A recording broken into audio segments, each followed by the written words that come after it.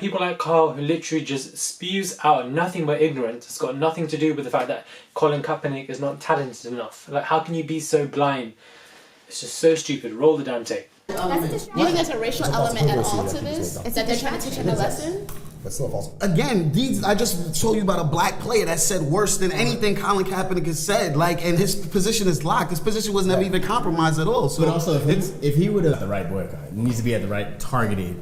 Yeah, the players themselves need to actually stop. Like, if they stop, like Doug said, we could all get behind them and support them. But me, I'm not gonna miss the games just to make a point. Like, you know what I'm saying? Hey guys, it's Marlon. Hope you guys are all doing well today. So with much recent demand, I finally got into Grapevine, which many of you guys have been asking for me to do. So in this particular episode, they are discussing Colin Kaepernick and how he has been completely blackballed from the NFL, unfortunately, which is a bit of an irritant to a lot of, not a bit, which is most definitely an irritant to a lot of people. And you know, first and foremost, I feel like this show most definitely has a professional vibe around it, which many of you guys have been saying anyways. They just always seem very intellectual, but at the same point, not only do they seem very intellectual, no shade to anybody else from other debate shows, but I also feel like when people become so intellectual and, you know, they have a conversation, it can be seen as quite boring to an extent. You kind of get that undertone. But with this show, it's something a bit different. They all seem very intellectual and very engaging at the same time. So I do like the fact that they do like to reel you in, because when the conversation keeps on rolling with such intellectual properties, it all seems quite engaging, because we have a lot of different characters who, you know, like to talk in different manners, and it keeps on just keeping you in. It just reels you in as a show. So I definitely say that it is a show that I'm definitely going to be tuning into. But one thing that I'm not really a fan of is how the camera kind of just pans on certain panelists and how they speak. I'd rather just have a camera at the back and you can see all of them, or rather a camera that doesn't move as much, because that can be quite annoying. But that's just my constructive advice if anybody from Grapevine does watch this. But I thought, let's just get into this, because really and truly I'm not here for Carl's ignorance. I feel like this guy is really ridiculous. I don't understand what point he's making across. To be honest, if Colin Kaepernick is pretty much on that threshold of good enough to get away with protesting, so honestly, if he was a little bit of much better player, he probably would get away with doing the kneeling down. So you think it's because of his actual ability? It's not really directly to do with talent. The fact that your main argument is the whole idea of assertion of talent, and that talent could be the main causal unit, the main causal root for this particular problem as to why he may not be signed, and how there are more talented NFL quarterback players, and you know their deals are all locked and so forth, and it could be to do with that as well. I'm just like, what are you on? Let me know so we can join you, because I'm not entertaining this nonsense. You've completely bypassed the entire problem at hand. You have not gone into and understood the intricate extremities that are actually at hand here, and the whole idea of, you know, white supremacy that is defeating this whole idea of black people, especially in the NFL and so forth, and how black people need to be put in a box, and that if they protest, it's easily seen as aggressive and so forth, and that can't happen, and it's suddenly going against the American flag and so forth. I've been aware of this, and everybody's been vigilant, because we see it on Twitter. I've seen tweets, retweets and so forth. I've seen that it's a horrible thing. I should have spoken about it prior to my channel, but I have not. But I feel like this is a good way to talk about it and also air out my own views. But we're going to get into the characters of the show, and who I like and who I don't like, and how I feel they have projected their own views. I feel like Doug just waffles. I don't know what it is. I just feel like this guy is talking so much. It's not, you know, that whole idea of bringing in, even if you don't watch, even if Americans completely boycott NFL, they still make $9 billion or whatever. Nobody's asking about how much money they're making. You're deviating. Stop deviating. Not one viewer, and the NFL makes $9 billion per year without one viewer. Okay? Because of tickets, right? No, because of advertising, because of TV, I'm sorry. But then who watches? Because that's not the main issue at hand here. It's not about how much they make regardless of people watch. It's about taking a stance against something that needs to be taken a stance against. It's about raising your voice and protesting. It's about the main issue at hand here, which is racism. Racism is most definitely rife in America, primarily with whites and blacks especially, but obviously, you know, it's a form of supremacy, an institutional form of racism that is suppressing one race, and that simply just cannot happen. The whole idea of bringing in NBA, $9 billion, how much they're making, money, advertisement, nobody's talking about that. You can drop it in, but the fact that you are asserting that consistently is quite annoying.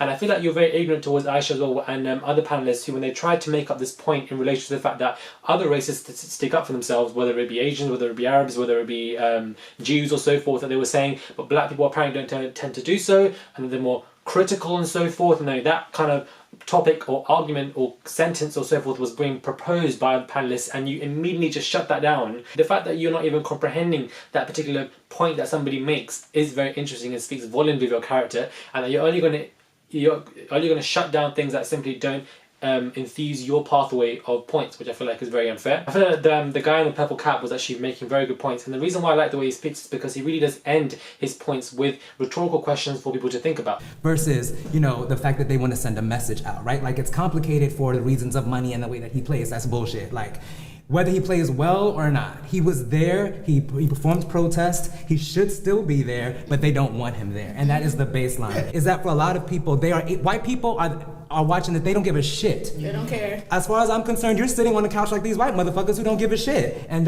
for me, that's why I have a problem figuring out how do you reconcile that? Okay, in terms of American dissonance, which I feel like he made as a important point, he was the first one to raise that, and how the NFL system perpetuates from the racism, and how do we reconcile that? That is a question that needs to be asked. How do we reconcile that? People don't know. And you got Serene, or Sarah, however you pronounce her name, and she really just jumps off him. I like the way that they just jump off each other. In dissonance, right? Because you have a league that is majority white owners, right? Majority white GMs, but it's majority black players. Like, what, 70 to 80% of the NFL is black, right?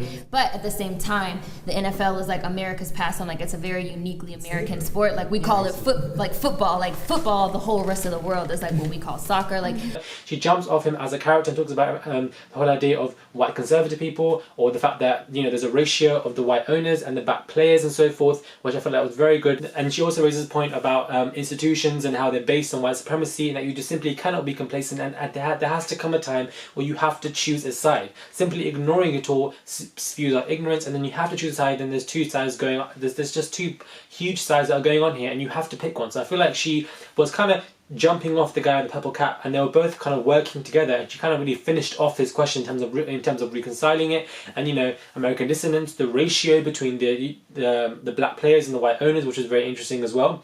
We have someone called Uchechi, and I feel like her points were very interesting, to say the least, simply because she brought in a historical perspective to the NFL. So she provided a nice base premise for this particular conversation. But I do know a little bit about the history and how, like, even Colin Kaepernick being a quarterback who is being jerked around, the history of black quarterbacks in the NFL, and how it was very unlikely for them to hire one because they felt that black men were not intelligent enough to even carry the position. That in itself says a lot about, the person and the player that they're choosing not to. I mean, like, you guys are saying that. Because she really was asserting the whole idea of the fact that quarterbacks weren't really as black, because people thought that a quarterback position obviously is, and you need to be intellectual. Black people are not as intellectual, therefore they weren't seen as people who were hired as quarterbacks. And she brought that whole problem at hand here, which I personally didn't even know about. So she's also not only educating the viewers, but she also is providing that baseline of the historical perspective to the NFL that I feel like is needed when it comes to this particular conversation. Another person called Jameer, and I feel like Jameer made a lot of good points, and what I liked about him is that he's very concise. What I will say is this, is that race is playing a dominant part in this. Now you can say that it gets straight to the point, that the NFL has a racism problem and it needs to be solved, and that is at present. A lot of people on the show, such as Doug, were kind of just being a bit ignorant to that entire problem. They were kind of just I wouldn't say they were ignoring it, but they weren't paying enough attention to it, which I felt like they simply needed to, and that in itself it just annoyed me, because I just feel like, how can you be so dumb? Like what are you doing, really and truly? He does accentuate on that the white supremacy is hushing on black people, and that it's got nothing to do with advertisements, NBC completely shutting down Doug's point, because that in itself is completely diverting from the entire aspect. And it really does Jameer does bring it back. That's what I like about him. He brings it back to the core problem at hand, the core discussion at hand, and that we shouldn't be deviating about other stuff. So moral of the story is that I do like Grapevine. We have Doug and people like Carl, who I feel like can be quite ignorant. I feel like Carl is most definitely very ignorant. The whole idea of bringing in talent as the main problem is like, don't piss me off, because nobody got time for your nonsense. And I feel like Doug can be quite ignorant at times. I do like the guy with the purple cap. I do like Serene. I feel like she can be quite good. Uchechi, I like the fact that she brings in that historical perspective, because she doesn't know much about the NFL. So one could question, why is she even here if she doesn't have much information of the topic? But at the same time, she still can provide that useful information, because she brings in historical perspective to catalyze and pinpoint on this topic, so that we can help to find a better discussion at hand. And I also do like Jamira because I feel like he's very concise and he brings it back to the question, which I feel like is a very important thing for people to do. Moral of the story is I do like the show, and I like the fact that they're all very close together. Really, they're sitting in a nice circle, so it's like they're properly discussing, and you know, they really are, you really hear their voices in very clearly as well. So I do like this particular show.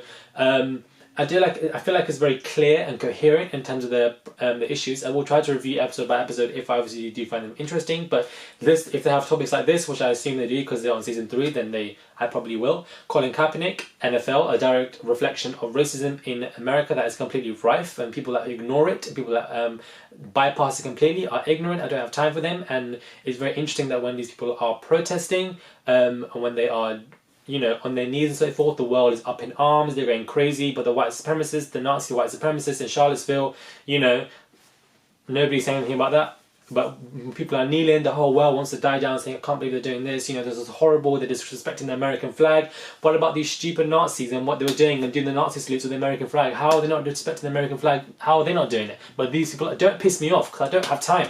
This is what I'm saying. We've got this contradiction that's going on here that is painted all over this country. Ignorance is something that I don't understand, I don't have time for, and I will happily, very, very happily cut off any ignorant people that I am friends of. Just let you guys know, if I do, you know, I'm able to suss that out quickly, but luckily, you know, my environment is well and alive and woke, as they say. But yes, this is my very small, brief review of the characters' points and some of my own points of this Grapevine episode. Hopefully you guys enjoyed it. Let me know what you guys think of my review. Thank you guys for watching, and add your comments below so I can, as you know, I read all of them. What are your points? Who do you like? Who do you think Carl's ignorant? Do you think he's not ignorant? About Seren Uchechi, Aisha as a host? Do you feel like she's a good host of the show? Let me know what you guys think, and I'll most definitely catch you guys soon.